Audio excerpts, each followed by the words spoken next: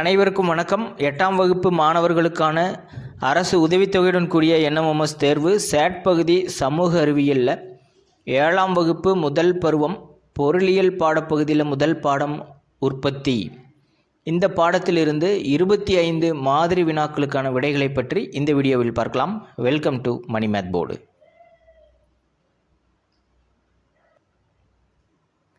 முதல் கேள்வி பார்த்துடலாம். ஒரு பொருளின் வடிவம் மாற்றப்படும் போது அதன் பயன்பாடு டேஸ் அதிகரிக்கிறது. ஃபார் எக்ஸாம்பிள், ஒரு பொருள் பருத்தி அப்படின்னு எடுத்துக்கலாம். அந்த பருத்தியின் வடிவம் ஒரு நூலாக மாற்றப்படும் போது, நூல் ஆடையாக மாற்றப்படும் போது அதனுடைய பயன்பாடு அதிகரிக்கும். சரியான விடை அதிகரிக்கிறது, ஆப்ஷன் 2.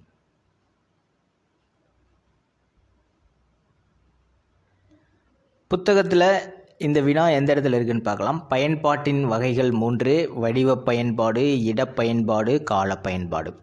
இந்த வடிவ பயன்பாட்டில் கொடுத்துருப்பாங்க பாருங்கள். ஒரு பொருளின் வடிவம் மாற்றப்படும் போது அதன் பயன்பாடு மிகுதியாகிறது.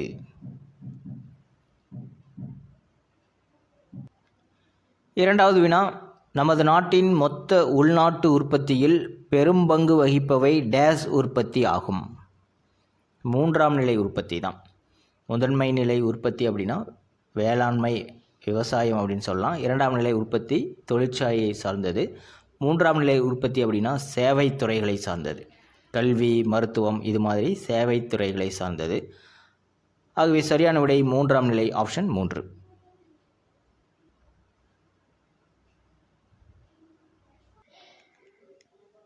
சேட் பாடப்பகுதியில் அறிவியல் மற்றும் சமூக அறிவியலில் நம்ம ஏற்கனவே சொல்லியிருக்கோம். புத்தகத்தில் உங்களுக்கு தெரியுமா அந்த பகுதி ரொம்ப முக்கியமானது. இந்த 2வது வினாவும் உங்களுக்கு தெரியுமா அப்படிங்கிறதுலேருந்து எடுத்திருக்காங்க. பாருங்கள், நமது நாட்டின் மொத்த உள்நாட்டு உற்பத்தியில் பெரும் பங்கு வகிப்பவை 3ஆம் நிலை அல்லது சேவைத்துறை உற்பத்திகளே. அடுத்தது கேள்வி எண் 3, பொருந்தாததை தேர்ந்தெடுக்க. 4 ஆப்ஷனையும் பார்த்துடலாம். கல்வி, பாதுகாப்பு, காப்பீடு, விவசாயம். இதில் பொருந்தாதது அப்படின்னு பார்த்தீங்கன்னா விவசாயம். மற்ற 3 ஆப்ஷனில் இருக்கிறதும் கல்வி, பாதுகாப்பு, காப்பீடு, இந்த 3மே 3ஆம் நிலை உற்பத்திக்கான எடுத்துக்காட்டுகள். விவசாயம் முதன்மை நிலை உற்பத்திக்கான எடுத்துக்காட்டாக சொல்லலாம். ஆகவே பொருந்தாதது 4, விவசாயம். ஆகவே மாணவர்கள் 1ஆம் நிலை உற்பத்தி, 2ஆம் நிலை உற்பத்தி, 3ஆம் நிலை உற்பத்தி ஆகியவற்றின் எடுத்துக்காட்டுகளை நினைவில் வச்சுக்கணும். 4 சக்கர வாகனங்கள், ஆயத்த ஆடைகள், ரசாயன பொருள்கள், பொறியியல் மற்றும் கட்டுமான பணிகள் போன்றவை 2ஆம் நிலை உற்பத்திக்கு உதாரணங்களாகும். வேளாண்மை, காடு வளர்ப்பு, மீன் பிடித்தல், சுரங்கத் தொழில் மற்றும் எண்ணெய் வளங்களை பிரித்தெடுத்தல் போன்றவை முதன்மை நிலை உற்பத்திக்கு உதாரணங்களாகும். அடுத்தது கேள்வி எண் 4, ஒரு பொருளை ஒரு இடத்திலிருந்து மற்றொரு இடத்திற்கு கொண்டு செல்லப்படும் போது அதன் டேஸ் அதிகமாகிறது. அதனுடைய பயன்பாடு அதிகமாகிறது. பயன்பாட்டின் வகைகளில் 2வது பயன்பாடு இடப்பயன்பாடு அதில் வரும். ஒரு பொருள் ஒரு இடத்திலிருந்து மற்றொரு இடத்திற்கு கொண்டு செல்லப்படும் போது அதன் பயன்பாடு மிகுதியாகிறது. அடுத்தது கேள்வி எண் 5, தேவைகளை நிறைவேற்றும் சேவைத்துறையை டேஸ் உற்பத்தி என்கிறோம். சேவைத்துறை அப்படின்னாவே 3ஆம் நிலை உற்பத்தி, வேளாண்மை அப்படின்னா முதன்மை நிலை உற்பத்தி, தொழிற்சாலை அப்படின்னா 2ஆம் நிலை உற்பத்தி. ரொம்ப எளிமையானது தான். கேள்வி எண் 6, கரும்பு வேளாண்மை மூலம் விளைவிக்கப்படுவதால் இதனை டேஸ் உற்பத்தி என்கிறோம். முன்னாடி தான் சொன்னோம், வேளாண்மை அப்படின்னாவே முதன்மை நிலை உற்பத்தி தான். So option 1. கேள்வி எண் 7, இயற்கை மனிதனுக்கு கொடுத்திருக்கும் இடம்பெயராத கொடை டேஸ் ஆகும். இடம்பெயராத கொடை அப்படின்னா நிலம். சரியானுடைய ஆப்ஷன் 1.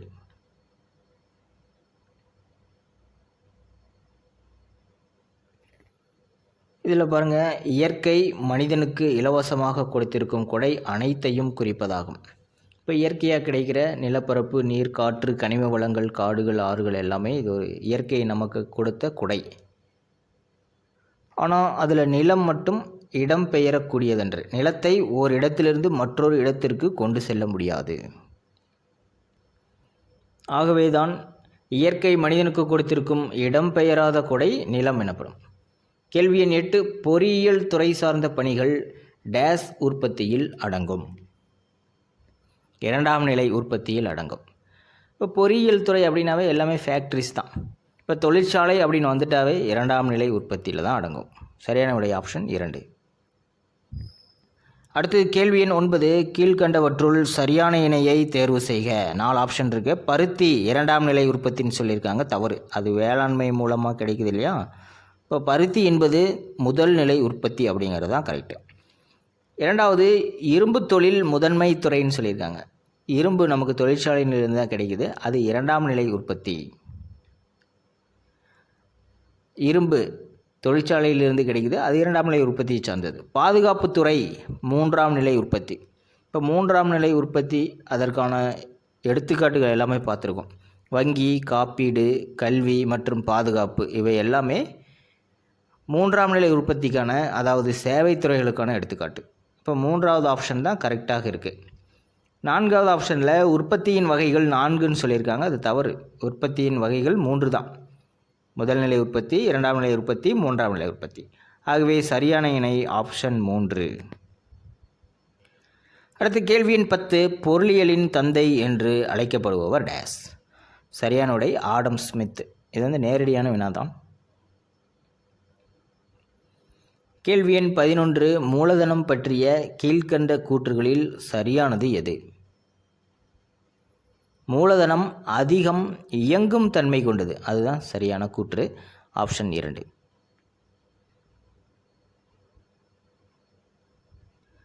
மூலதனத்தின் சிறப்பியல்புகளில் 4வது பாயிண்டாக கொடுத்துருக்காங்க, மூலதனம் அதிகம் இயங்கும் தன்மையுடையது. இப்போ மூலதனத்தின் சிறப்பியல்புகள் அனைத்துமே நம்ம நினைவில் வச்சுக்கணும். கேள்வி எண் 12 பொருத்தமில்லாத ஒன்றை தேர்வு செய்க.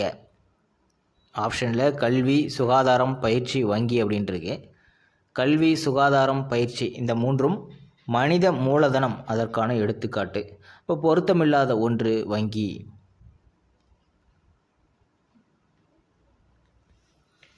மூலதனத்தின் வடிவங்களில் 3வது பாயிண்ட் பாருங்கள், மனித மூலதனம் அல்லது மனித திறன் வளங்கள் எடுத்துக்காட்டு கல்வி, பயிற்சி மற்றும் சுகாதாரம். இப்போ பொருந்தாத ஒன்று வங்கி. கேள்வி எண் 13 பொருத்தமில்லாத ஒன்றை தேர்வு செய்க. பத்திரங்கள், பங்குகள், வங்கி வைப்புகள், மருத்துவம். இதில் பொருத்தமில்லாத ஒன்று மருத்துவம். மருத்துவத்தை தவிர்த்த பத்திரங்கள், பங்குகள், வங்கி வைப்புகள் இந்த 3மே பண மூலதனம் அதற்கான எடுத்துக்காட்டு.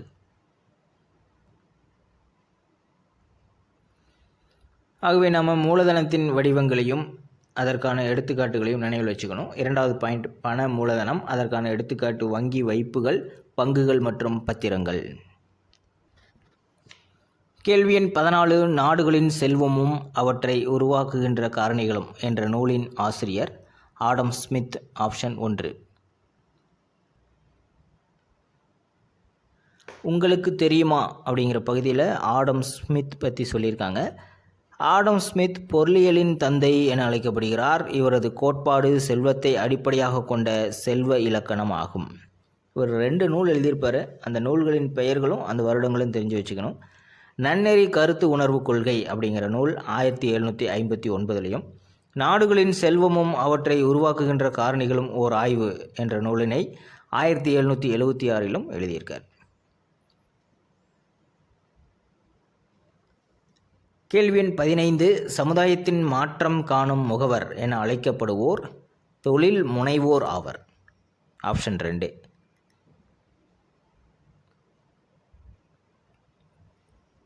புத்தகத்தில் இந்த இடத்துல கொடுத்துருக்காங்க, தொழில் முனைவோர் தொழில் அமைப்பாளர் எனவும் அழைக்கப்படுகிறார். தற்காலத்தில் தொழில் முனைவோர் சமுதாய மாற்றம் காணும் முகவர் என அழைக்கப்படுகிறார். கேள்வி எண் 16 இயற்கையின் கொடை தவிர்த்த வருமானம் அளிக்கக்கூடிய பிற வகை செல்வங்கள் டேஸ் ஆகும், மூலதனமாகும். ஆப்ஷன் 1. கேள்வி எண் 17 உழைப்பு பற்றிய கீழ்கண்ட கூற்றுகளில் சரியானது எது? 4 ஆப்ஷன் இருக்கு. உழைப்பு என்பது செயற்பாடு காரணி அல்ல. உழைப்பின் சிறப்பியல்புகளில் 2வது பாயிண்டாக கொடுத்துருக்காங்க பாருங்கள். உற்பத்தியில் உழைப்பு என்பது ஓர் செயல்படு காரணியாகும். மொதல் ஆப்ஷனில் செயற்படு காரணி அல்லன்னு சொல்லியிருக்காங்க. ஆகவே அந்த கூற்று தவறானது. இரண்டாவது கூற்றில் பாருங்கள், உழைப்பு சீரானது. அதற்கு அடுத்த பாயிண்ட்லேயே கொடுத்துருக்காங்க, உழைப்பு ஒரே சீரானதல்ல, திறமையும் பயிற்சியும் நபருக்கு நபர் மாறுபடுகின்றன. ஆகவே இரண்டாவது கூற்றும் தவறு. மூன்றாவது கூற்று, உழைப்பை உழைப்பாளரிடம் இருந்து பிரிக்க இயலும். நான்காவது கூற்று, உழைப்பு இடம் பெயரக்கூடியது. அந்த கூற்று தான் சரியானது.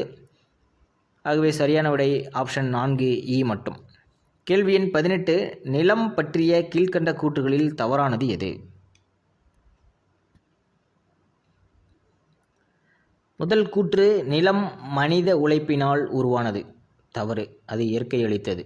இரண்டாவது கூற்று, நிலத்தின் அழிப்பு அழிவற்றதாக உள்ளது. அது கரெக்டு. நிலத்தின் அளவை அதிகரிக்கவோ குறைக்கவோ இயலாது. அதுவும் கரெக்டு. நான்காவது கூற்று, நிலம் ஆற்றல் வாய்ந்ததல்ல. அது தவறு. ஆகவே முதல் கூற்றும் நான்காவது கூற்றும் தவறானது. சரியான விடை ஆப்ஷன் 1. கேள்வி எண் 19, கீழ்க்கண்ட எந்த காரணியின் துணையின்றி எந்த பொருளையும் உற்பத்தி செய்ய இயலாது? நிலத்தோட துணையின்றி எந்த பொருளையுமே நாம் உற்பத்தி செய்ய முடியாது. சரியான விடை நிலம் ஆப்ஷன் 1. கேள்வி எண் 20, கீழ்க்கண்ட எந்த நிலை உற்பத்தியில் தொழிற்சாலைக்கு அதிக முக்கியத்துவம் அளிக்கப்படுகிறது? இரண்டாம் நிலை உற்பத்தி தான். சரியான விடை ஆப்ஷன் 2. கேள்வி எண் 21, பொருத்தமில்லாத ஒன்றை தேர்வு செய்க. வளங்களை பிரித்தெடுத்தல், மீன்பிடித்தல், சுரங்கத் தொழில், கட்டுமான பணிகள்.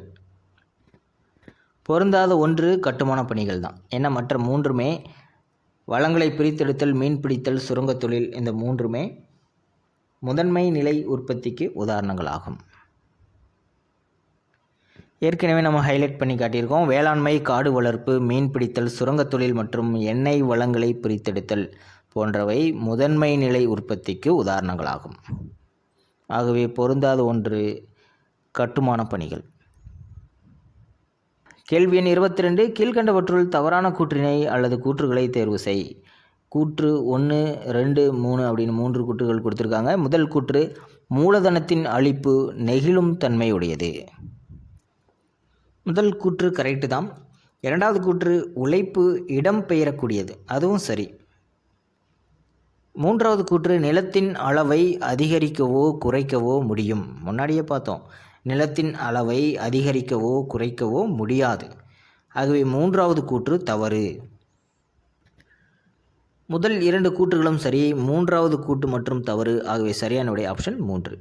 கேள்வி எண் 23, கீழ்கண்டவற்றுள் தவறான இணையை கண்டறி.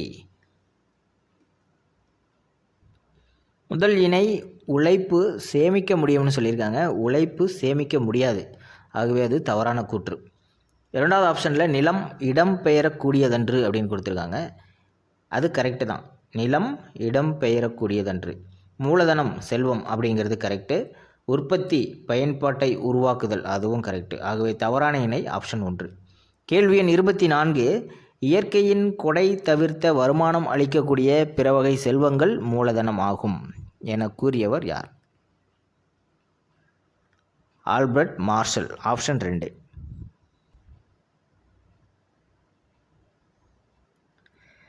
மூலதனம் என்ற தலைப்பில் கொடுத்துருப்பாங்க. மார்ஷலின் கருத்துப்படி இயற்கையின் கொடை தவிர்த்த வருமானம் அளிக்கக்கூடிய பிற வகை செல்வங்களே மூலதனம் ஆகும். கேள்வி எண் 25, வேலை பகுப்பு முறையை அறிமுகம் செய்தவர் டேஸ் ஆவார்? சரியான விடை ஆடம் ஸ்மித்.